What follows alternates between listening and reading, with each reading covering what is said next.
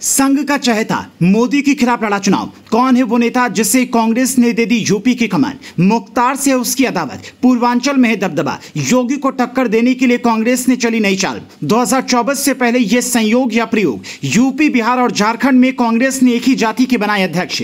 2024 के लिए कांग्रेस ने यूपी में नई चाल चल दी है। मोदी को टक्कर देने के लिए और योगी की ताकत को कम करने के लिए कांग्रेस ने जो दांव आजमाया है उसने बीजेपी को परेशान कर दिया है। मतलब कांग्रेस ने बीजेपी का तीर बीजेपी पर ही चला दिया है। कांग्रेस की ये मार बीजेपी को परेशान करेगी। जिस इंसान को बीजेपी ने पाला पोसा, आज वही इंसान बीजेपी के खिलाफ 2024 की जंग में खड़ा नजर आएगा। योगी से टकराएगा, मोदी को हराने का प्लान बनाएगा। क्योंकि 2024 से पहले कांग्रेस ने जिस इंसान को अपना प्रदेश अध्यक्ष बनाया है उसे संघ का चहेता माना जाता है। उस नेता की मुख्तार से पुरानी दुश्मनी है। इतना ही नहीं, ये नेता मोदी को टक्कर देने के लिए वाराणसी से कांग्रेस की टिकट पर चुनाव भी लड़ चुका है। अब ये नेता कौन है और इसका इतिहास क्या है? क्यों इसे बीजेपी के लिए खतरा माना जा रहा है? अब हम आपको उस नाम को बताएं, उससे पहले कांग्रेस की रणनीति को समझिए। 2024 के लोकसभा चुनाव से पहले कांग्रेस ने एक बड़ा हैरानी वाला फैसला किया।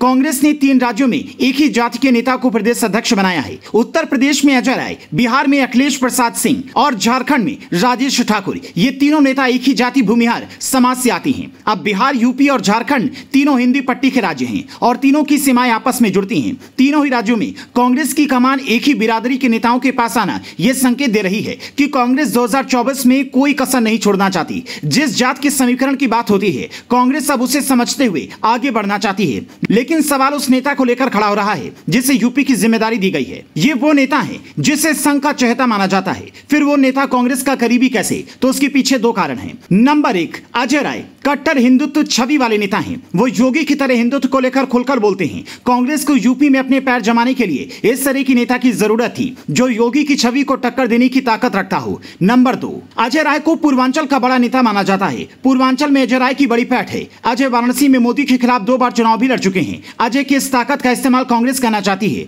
इसीलिए उन्हें 2024 में कमान सौंपी गई है। आपको बता दी कि यूपी के मुख्यमंत्री कमलापति त्रिपाठी की बात अजय राय वाराणसी के दूसरे नेता हैं जिन्हें कांग्रेस प्रदेश अध्यक्ष बनाया गया है। इस तरह कांग्रेस ने पूर्वांचल पर फोकस करने और सवर्ण वोटों को साधने की कवायद की है। अजय राय भूमिहार समुदाय से आते हैं और पूर्वांचल की राजनीति में एक जाना पहचाना नाम है और मूल रूप से गाजीपुर के रहने वाले हैं। लेकिन उन्होंने अपनी सियासी कर्मभूमि वाराणसी को 3 दशक से बना रखा है। प्रधानमंत्री नरेंद्र मोदी के खिलाफ 2014 और 2019 में वाराणसी सीट से लोकसभा का चुनाव भी लड़ चुके हैं। अजय राय एक समय तक बीजेपी के साथ भी रही हैं। एबीवीपी के रास्ते अजय राय ने बीजेपी में एंट्री की और 1996 में पहली बार विधायक चुने गए। अजय राय बीजेपी के टिकट पर लगातार 3 बार विधायक चुने गए हैं। 2009 में वाराणसी सीट से लोकसभा चुनाव लड़ने की तैयारी में थे, लेकिन बीजेपी ने मुरली मनोहर जोशी को प्रत्याशी बना दिया। इसके बाद उन्होंने बीजेपी छोड़कर सपा में एंट्री कर ली। सपा की टिकट पर चुनावी मैदान में उतरे पर तीसरे नंबर पर है। इसके बाद 2012 में अजय राय सपा छोड़कर कांग्रेस में आ गए। कांग्रेस में उनकी एंट्री दिग्विजय सिंह ने यूपी के प्रभारी रहते हुए कराई थी।